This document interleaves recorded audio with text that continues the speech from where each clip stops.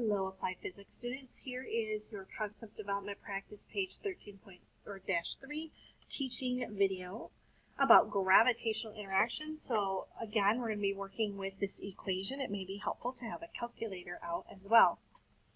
So the equation for the law of universal gravitation is F equals G m1 m2 divided by d squared, where F is the attractive force between masses m1 and m2 separated by distance d. Okay, so this is the mass of object 1.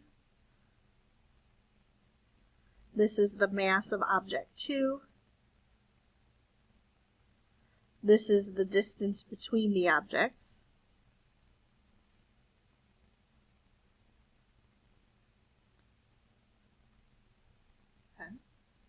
G is the universal gravitational constant and relates G to the masses and distance as the constant pi similarly relates the circumference of a circle to its diameter. By substituting changes in any of the variables into this equation, we can predict how the others change. For example, we can see how the force changes if we know how either or both of the masses changes or how the distance between their centers change. Suppose, for example, that one of the masses somehow is doubled. Then substituting 2m1 in the equation gives the new force is G. Again, we've changed m1 to 2m1, m2d squared. So then, using some basic algebra, we're going to pull that 2 out in front. And this is kind of our old, original force. Every time that'll be our old force. So it's twice the original or old force. So by doubling the mass, we doubled the gravitational force. So we see the force doubles also. Or suppose instead that the distance of separation is doubled. Then substituting 2d for d in the equation gives, right? So again, we substituted twice the distance. 2 squared is 4, and then we have d squared. And because 4 is in the denominator, when we pull it out, it's a fraction, so it's 1/4. And again, this still is my F old, my original gravitational force. So by doubling the distance, the force of the force is 1/4 as much. And we see that the force is only 1/4 as much. So we're going to do problems like this, okay? Use this method to solve the following problems. Write the equation and make the appropriate substitutions. If both masses are doubled, what happens to the force? So our new force is equal to G, 2 times our first mass, and 2 times our second mass, because we've doubled both forces. We haven't changed our distance. So 2 times 2 is 4. So I can write this as G4 m1 m2 divided by d squared. So now I can pull this 4 out in front and say it's 4 times my old or original force. So by doubling each mass, the gravitational pull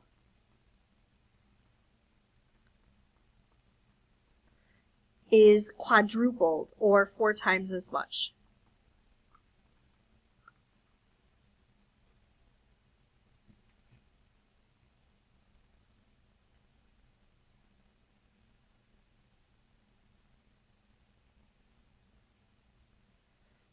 So, number 2, if the masses are not changed, but the distance of separation is reduced to half the original distance, what happens to the force? So our new force is our G.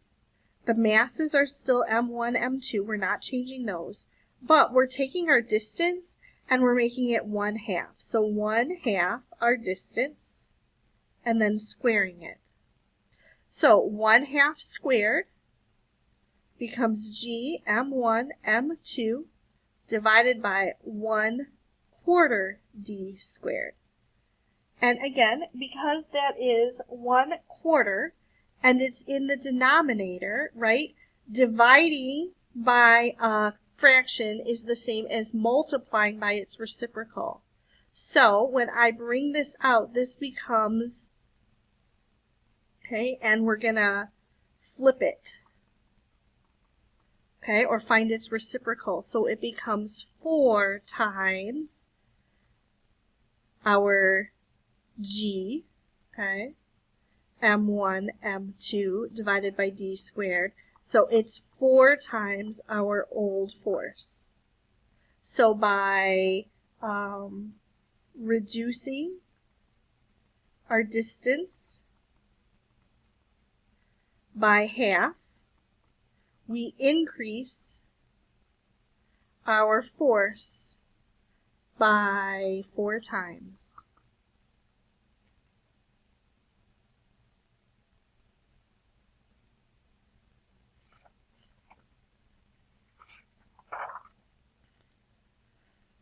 So number 3, okay, if the masses are not changed, but the distance of separation is reduced to 1/4 the original distance, what happens to the force? So kind of similar to the one we just did, right? So our new force is our g. Our masses aren't changed, but our distance now is 1/4. So 1/4 our distance, and we have to square that. Well, 1/4 squared is 1/16.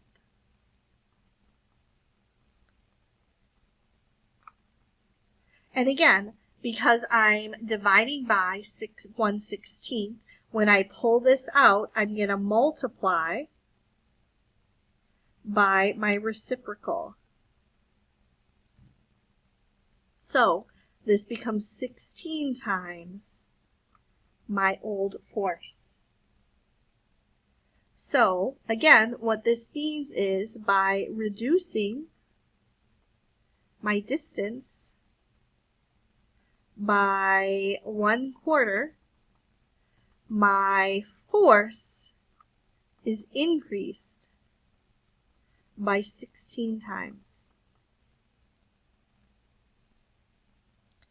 So number 4, if both masses are doubled and the distance of separation is doubled, show what happens to the force. So my new force, both masses are doubled. So 2 times my mass 1, 2 times my mass 2, and the distance is doubled. 2 times my distance. So g, 4, m1, m2, because 2 times 2 is 4. 2 squared is 4, d squared. So notice, right, algebra skills, I have a 4 in my numerator and a 4 in a denominator. They're going to cancel out. 4 divided by 4 is 1. So my new force is the same as my old force. So the force stays the same.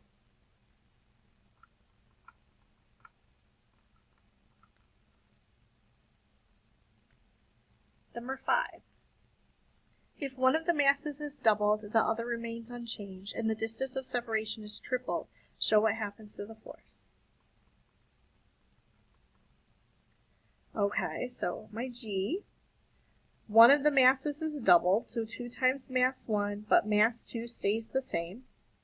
And the distance of separation is tripled, so 3 times my distance squared.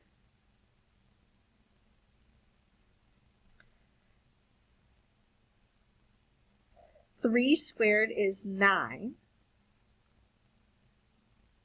So now I have this fraction to kind of pull out in front. So I have 2/9 my old force. So notice that's a reduction, right? It's not the full force. So when this happens, the force is reduced by 2/9. It's less force. Consider a pair of binary stars that pull on each other with a certain force. Would the force be greater or smaller if the mass of each star were 3 times as great when their distance apart is 3 times as far? Show what the new force will be compared to the first one, right? So now this is just saying, let's do the same thing. RJ, Umbleby to the office, please. RJ, Umbleby to the office. Sorry. Okay.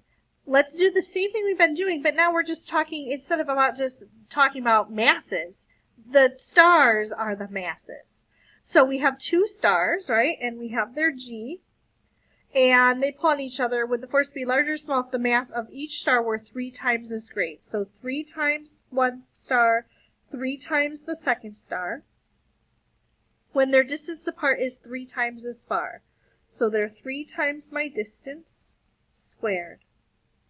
So G, we have 9 m1 m2 divided by 3 squared is 9 d squared, right? I have 9 divided by 9, that's going to cross out to 1, and my new force is the same as my old force, so there is no change to the gravitational pull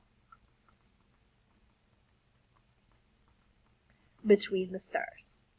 And I can do all of that without ever doing any more complicated math of putting numbers in there.